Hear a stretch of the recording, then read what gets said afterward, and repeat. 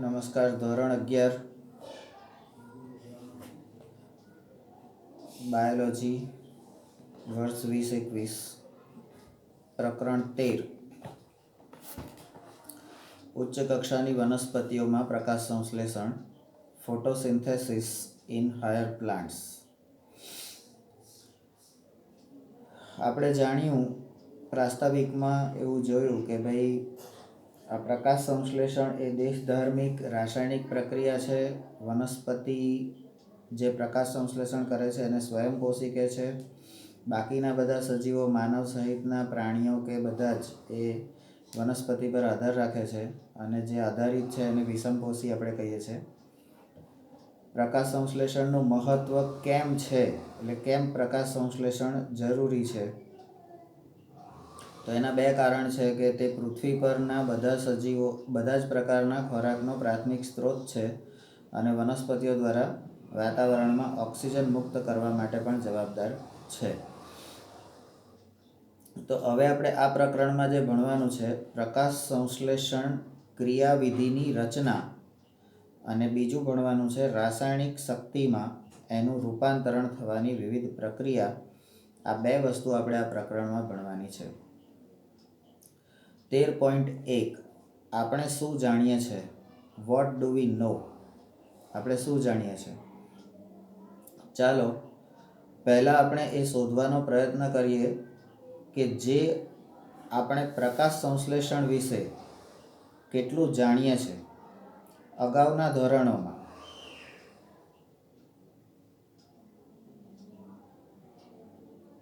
ધોરણોમાં આપણે શું કરેલું છે તો કે તમે કેટલાક સરળ પ્રયોગો કર્યા હશે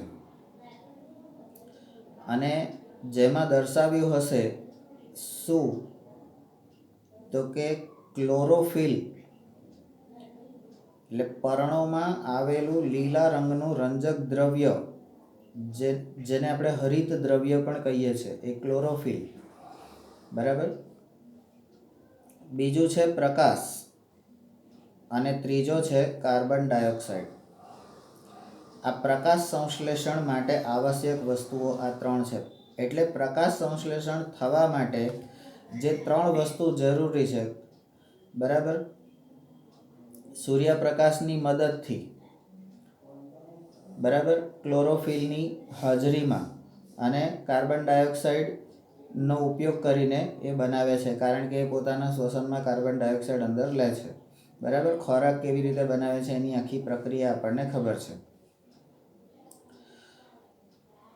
તો પ્રકાશ સંશ્લેષણ વિશે આપણે જે પ્રયોગ કર્યા એના માટે જરૂરી તત્વો કયા કયા? તો ક્લોરોફિલ, પ્રકાશ અને કાર્બન ડાયોક્સાઇડ. આ ત્રણ વસ્તુ પ્રકાશ સંશ્લેષણ માટે આવશ્યક, ફરજિયાત, આટલી વસ્તુ તો હોવી જ જોઈએ. એના પછીનો નંબર છે તમે સ્ટાર્ચના નિર્માણ માટે સ્ટાર્ચના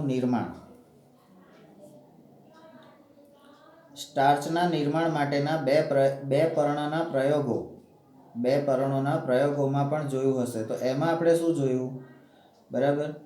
તો એની અંદર આ પ્રયોગની અંદર જે જોયું કે એક પર્ણને કાળા કાગળથી આંશિક રીતે ઢાંકવામાં આવેલું હતું અને બીજા પર્ણને પ્રકાશમાં ખુલ્લું રાખવામાં આવેલું હતું. અને આ સ્ટાર્ચ માટે જ્યારે આ પર્ણોનું પરીક્ષણ કરવામાં આવે છે, પરીક્ષણ કરીએ એટલે એને અવલોકન આપણે કહીએ છીએ. તો એનું પરીક્ષણ કરવાથી એ વાત સ્પષ્ટ થતી હતી. હવે જ્યારે કોઈ પણ વાત સ્પષ્ટ થાય ત્યારે એને કહેવાય તારણ. થતી હતી એ પ્રકાશ સંશ્લેષણ. હવે આ જરૂરી તત્વો છે. પ્રકાશ સંશ્લેષણની ક્રિયા માટે આ ત્રણ વસ્તુ જરૂરી છે. હવે આ પર્ણના પ્રયોગ ઉપરથી આપણને શું ખબર પડી? તો આ આપણું તારણ છે કે પ્રકાશ સંશ્લેષણની ક્રિયા એ સૂર્યપ્રકાશની હાજરીમાં અને એ પણ લીલા ભાગમાં થાય છે. લીલા ભાગમાં જ થાય છે.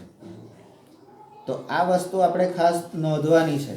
બરાબર. અત્યાર સુધી આપણે આ ત્રણ વસ્તુ સમજ્યા. હવે જે આપણે કરો કે ભાઈ પ્રકાશ સંશ્લેષણની ક્રિયા થાય છે પર્ણ વનસ્પતિમાં, એ બરાબર, પણ લીલા પર્ણમાં એટલે પર્ણનો જે લીલો ભાગ છે એની ઉપર જ થાય છે અને ત્યાં પણ સૂર્યપ્રકાશની જો હાજરી હોય તો જ એ થાય છે. બરાબર. એના પછી બીજો એક પ્રયોગ છે. તો બીજો એક પ્રયોગ કર્યો એ અર્ધપર્ણનો પ્રયોગ. અર્ધપર્ણનો પ્રયોગ એમાં શું કહેવા માંગે છે? તો જેમાં એક પર્ણનો અડધો ભાગ એ KOH એટલે શું? હા, પોટેશિયમ હાઇડ્રોક્સાઇડ. બરાબર. તો અહીંયા આગળ આપણે લખી દેવાનું પોટેશિયમ હાઇડ્રોક્સાઇડ.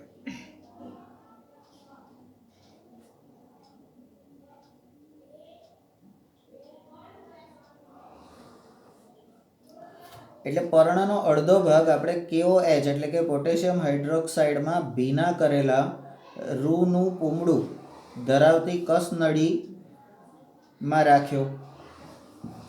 હવે આ KOH જે છે પોટેશિયમ હાઇડ્રોક્સાઇડ એ કાર્બન ડાયોક્સાઇડનું શોષણ કરે છે. બરાબર. જ્યારે બાકીનો અડધો ભાગ હવામાં ખુલ્લો મૂકવામાં આવેલ હશે તેના હા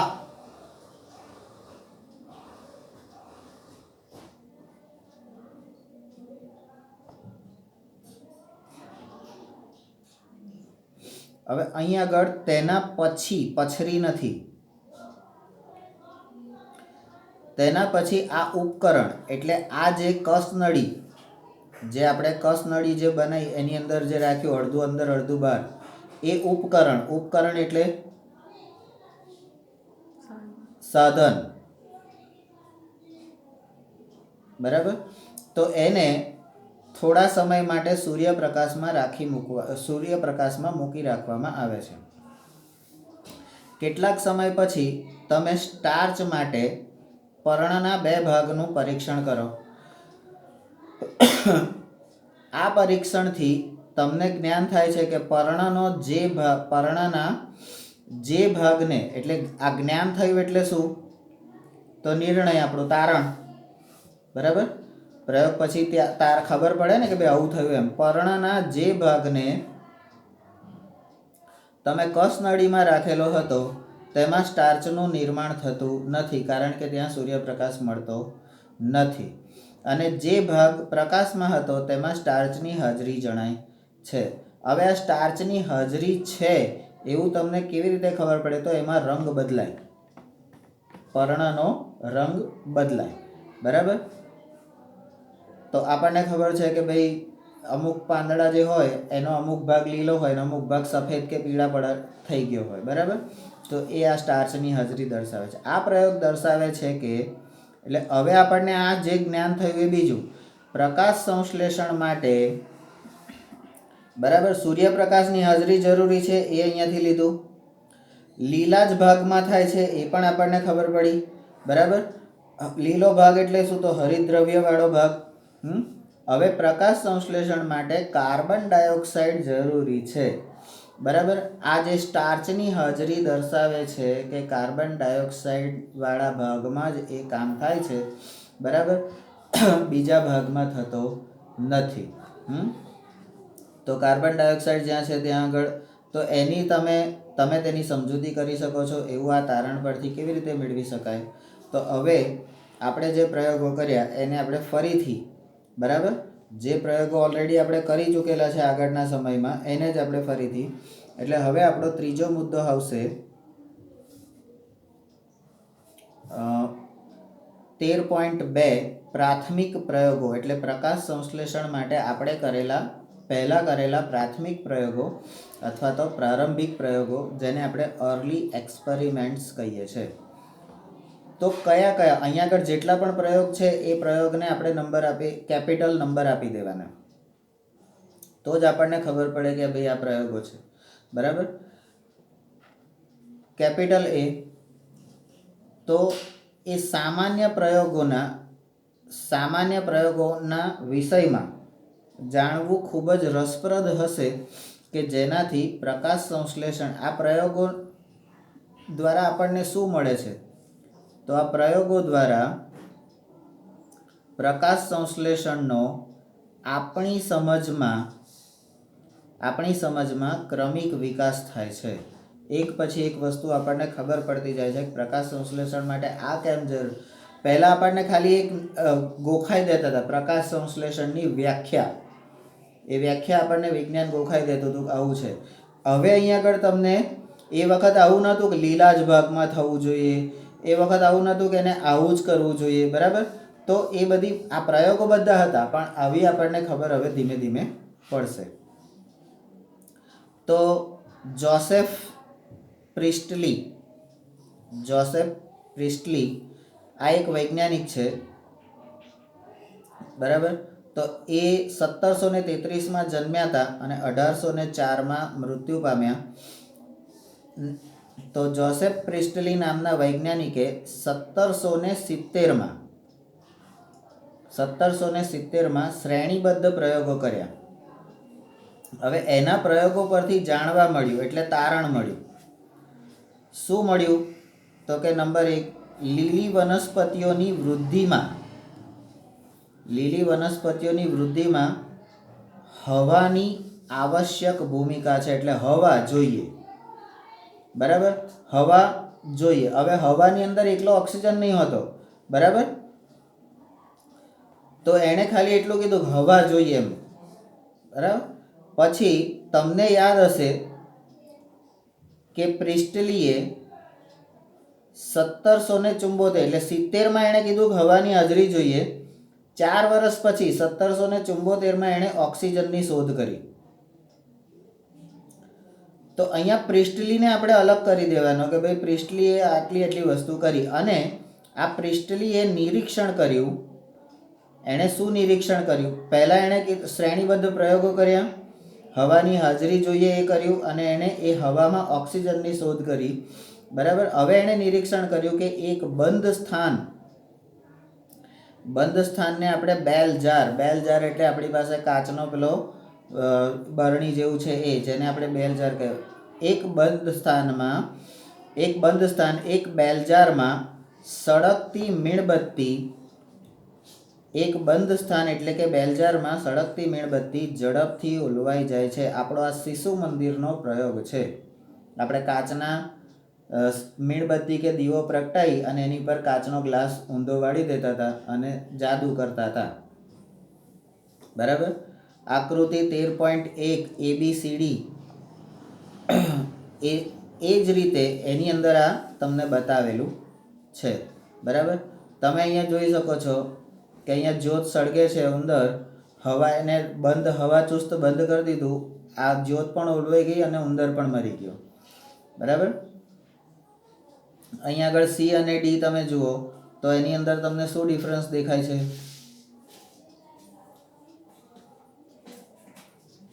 કોઈ ડિફરન્સ દેખાય છે તમને? આ બંનેમાં કોઈ તફાવત દેખાય છે?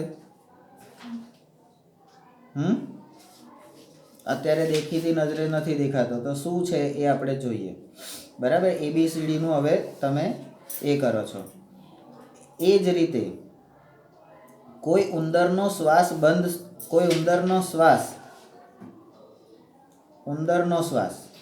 બંધ સ્થાનમાં ઝડપથી રૂંધાઈ જાય છે. જો બંધ કરી દો એને તો ઝડપથી રૂંધાઈ જાય છે. આ અવલોકનોના આધારે તેમણે તે નિર્ણય કર્યો કે સળગતી મીણબત્તી કે કોઈ પ્રાણી જે હવામાંથી શ્વાસ લે છે, એટલે અહીંયા બે વસ્તુ છે. એક છે તમારું સળગતી મીણબત્તી અને બીજું છે કોઈ પણ પ્રાણી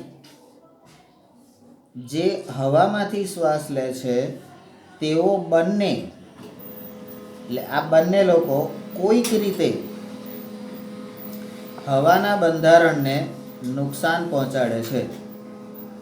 હવે તમે શ્વાસ લો છો તો તમે હવાના બંધારણને નુકસાન પહોંચાડો છો, બરાબર. પ્રકૃતિને નુકસાન કરો છો, તો શું શ્વાસ લેવાનું બંધ કરી દેવાનું? પરંતુ તેમણે બેલજારમાં પ્રિસ્ટલીએ બેલજારમાં એક ફુદીનાનો છોડ મૂક્યો. ફુદીનાનો છોડ મૂક્યો, બરાબર. તો ઉંદર એમને એમ જીવિત જોવા મળ્યો, બરાબર. ઉંદર એને એમને એમ જીવિત જોવા મળ્યો. કેમ? હવે આ સી ને ડી નો જે ફેરફાર છે અહીંયા આગળ આવે છે. કેમ? આ જીવતો જીવતો રહ્યો, બરાબર. અને મીણબત્તી પણ ત્યાં સળગતી રહી. આવું કેમ થયું? અહીંયા ઉંદર પણ જીવતો રહ્યો ને મીણબત્તી પણ સળગતી રહી. આવું કેમ થયું? બરાબર. તો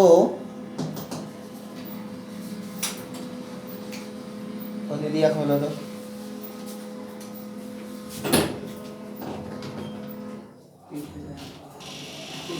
બેસાડ.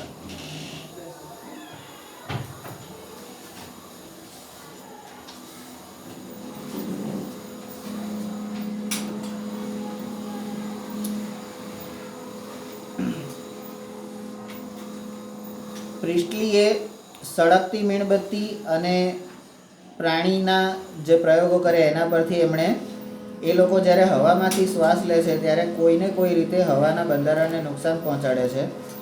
હવે એમણે બેલજારમાં એક ફુદીનાનો છોડ મૂક્યો તો ઉંદર એમનો એમ જીવિત જોવા મળ્યો અને મીણબત્તી પણ સતત સળગતી રહી. આના આધારે આ પ્રિસ્ટલીએ નીચે પ્રમાણેની પરિકલ્પના કરી. એટલે હજી તો એ કલ્પનામાં છે, એકચ્યુઅલ ખબર નથી. પરિકલ્પના કરી હતી. શું એણે કર્યું? તો આ જે આપણું છે આ ઇમ્પોર્ટન્ટ વસ્તુ, પ્રાણીઓના શ્વસનથી અને સળગતી મીણબત્તી દ્વારા દૂર થયેલા ઓક્સિજનની, પ્રાણીઓ જ્યારે શ્વસન કરે છે ત્યારે ઓક્સિજન પોતાના શ્વાસમાં લે છે અને કાર્બન ડાયોક્સાઇડ બહાર કાઢે છે, બરાબર. મીણબત્તીનું દહન થાય ત્યારે ઓક્સિજનની હાજરીમાં જ થાય છે, એટલે એ પણ ઓક્સિજન જ લે છે, બરાબર. અને કાર્બન એટલે મીણબત્તી બળે એટલે શું થાય? કાર્બન બહાર આવે, બરાબર. તો ઓક્સિજનની પૂર્તિ આ બંને, ઉંદરને પણ ઓક્સિજન ક્યાંથી મળ્યો અને મીણબત્તીને પણ ઓક્સિજન ક્યાંથી મળ્યો? તો આ બંને માટે ઓક્સિજનની પૂર્તિ આ વનસ્પતિ એટલે કે ફુદીનાનો છોડ કરે છે. કેમ? તો કે ફુદીનાનો છોડ એટલે કે કોઈ પણ વનસ્પતિ પોતાના શ્વસનમાં કાર્બન ડાયોક્સાઇડ લે છે અને ઓક્સિજન છૂટો કરે છે. એટલે આ ઉંદરે શ્વાસ લીધો, બરાબર. તો એને ઓક્સિજનની જરૂર પડી. ઓક્સિજન કોણે આપ્યો? એને વનસ્પતિએ આપ્યો, બરાબર. હવે એને ઓક્સિજન આપ્યો, પણ આણે જે કાર્બન ડાયોક્સાઇડ કાઢ્યો એ કોણે લીધો? વનસ્પતિએ લીધો. એટલે વનસ્પતિને જે જોઈતું હતું એને મળી ગયું, આને જે જોઈતું હતું આને મળી ગયું. આને તો તમારે ઓક્સિજન જોઈએ જ છે, તો આને ઓક્સિજન કોણે આપ્યો? આણે. અને એણે જે કાર્બન કાઢ્યું એ પાછો કોણે લઈ લીધો? તો આ ત્રણ વચ્ચે પેલું શૃંખલા આપણે કહે ને ચક્ર એ બન્યું, બરાબર. તો એની આ બંનેની પૂર્તિ એ કોણ કરે છે? વનસ્પતિ કરે છે. આવું એમણે આ તારણ એક કાઢ્યું, બરાબર. પોઝ આપો, પોઝ.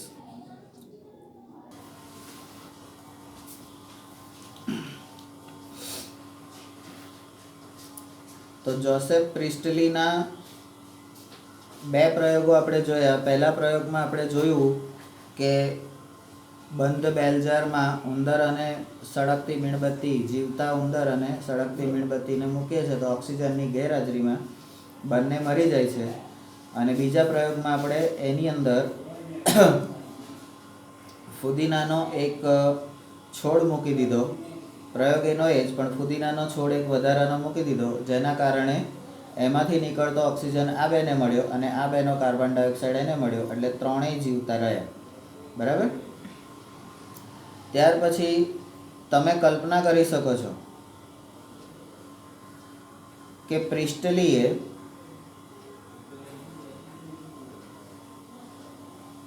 એક મીણબત્તી અને એક વનસ્પતિનો ઉપયોગ કેવી રીતે, એક મીણબત્તી અને એક વનસ્પતિનો ઉપયોગ કરી કેવી રીતે પ્રયોગ કર્યો હશે? તો કે યાદ રાખો, થોડા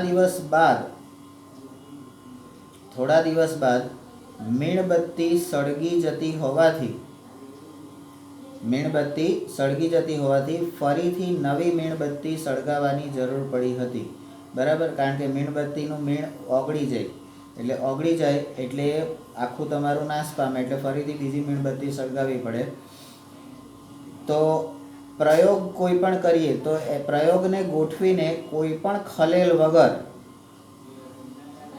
એટલે વારે ઘડીએ તમે ખોલ બંધ કરો તો તમારો પ્રયોગ ફેલ જાય, તો એને કોઈ પણ ખલેલ વગર તમે મીણબત્તીને સળગાવવા માટે કેટલી રીતો વિચારી શકો? બોલો. અંદર ને અંદર આને ખોલવાનું નથી, મીણબત્તી સળગાવવાની છે, તો તમે કેટલી રીતો વિચારી શકો એના માટે? તો તમારે બિયોન્ડ લિમિટ વિચારવું પડે. બરાબર, કે આવી રીતે થાય, આવી રીતે થાય. તો આ જોસેફ પ્રિસ્ટલીનો પ્રયોગ અહીંયા આગળ પૂરો થયો. બરાબર. ત્યાર પછી હવે આવ્યા જ્હોન ઇન્જેનહાઉસે. જ્હોન ઇન્જેનહાઉસે. બરાબર. એમનો સમયગાળો કયો હતો? 1730 થી 1799, એટલે ઓલમોસ્ટ આમની જોડે જોડે જ છે. બરાબર. આમણે શું કર્યું જ્હોને? તો કે પ્રિસ્ટલી દ્વારા ઉપયોગમાં લેવાયેલ સાધન, પ્રિસ્ટલી દ્વારા ઉપયોગમાં લેવાયેલ જે સાધન હતું, એટલે સાધનમાં એણે બેલ જાર, મીણબત્તી, ઉંદર અને ફુદીનાનો છોડ એનો ઉપયોગ કર્યો. પરંતુ તેમણે એકવાર અંધારાવાળી, એટલે એમણે શું કર્યું? તો આ સાધનો એ જ રાખ્યા, પણ એમણે એ પ્રયોગમાં એક વખત અંધારાવાળી જગ્યા અને પછી બીજી વખત સૂર્યપ્રકાશમાં રાખ્યું. બરાબર. તો એમણે આ રીતે પ્રયોગ કર્યો અને એનાથી એ જાણી શકાયું. હવે જ્યારે કોઈ વસ્તુ આપણે જાણી શકાય છે તો એ શું કહેવાય? તારણ. બરાબર. કે શું જાણી શકાયું? તો કે વનસ્પતિની આ પ્રક્રિયામાં, હવે આ પ્રક્રિયા એટલે કઈ પ્રક્રિયા તમારી? પ્રકાશ સંશ્લેષણની પ્રક્રિયા. અત્યારે આપણે આપણું જે કોન્સન્ટ્રેશન છે અહીંયા જ રહેવું જોઈએ. બરાબર. તો વનસ્પતિની આ પ્રક્રિયામાં સૂર્યપ્રકાશ આવશ્યક છે. બરાબર. સૂર્યપ્રકાશ, અહીંયા આગળ 3 વસ્તુ કીધી ને કે આ 3 વસ્તુ કેમ જરૂરી છે. તો જે વસ્તુ જરૂરી છે એના માટેના પ્રયોગો થયા. બરાબર. અને પ્રયોગો પરથી એ ખબર પડી. અને સૂર્યપ્રકાશમાં થતી પ્રક્રિયા કે જે સળગતી મીણબત્તી કે શ્વાસ લેવાવાળા પ્રાણીઓ દ્વારા પ્રદૂષિત થયેલી હવાને શુદ્ધ કરે છે. બરાબર. સૂર્યપ્રકાશ એને મળતો હોય તો એ સળગતી મીણબત્તી દ્વારા જે કાર્બન નીકળ્યો હોય એ, અને શ્વાસ લેવાવાળા પ્રાણીઓ દ્વારા પણ જે કાર્બન નીકળ્યો હોય એના દ્વારા પ્રદૂષિત થયેલી હવાને એ શુદ્ધ કરી દે છે. હવે ઇન્જેનહાઉસ, બરાબર, ઇન્જેનહાઉસ એટલે જ્હોનભાઈ ઇન્જેનહાઉસે એમણે બીજો એક પ્રયોગ કર્યો. તો આમનો એક પ્રયોગ શું થયો? તો આ જ વસ્તુ, બરાબર, એમણે સૂર્યપ્રકાશ અને અંધારામાં રાખી. બીજા પ્રયોગમાં એક જલીય વનસ્પતિના પ્રયોગમાં દર્શાવેલ હતું કે તીવ્ર સૂર્યપ્રકાશમાં એમણે જલીય વનસ્પતિ એટલે જે પાણીમાં રહેતી વનસ્પતિ હોય એમાં એમણે દર્શાવેલ હતું કે તીવ્ર સૂર્યપ્રકાશમાં વનસ્પતિના લીલા ભાગની આસપાસ,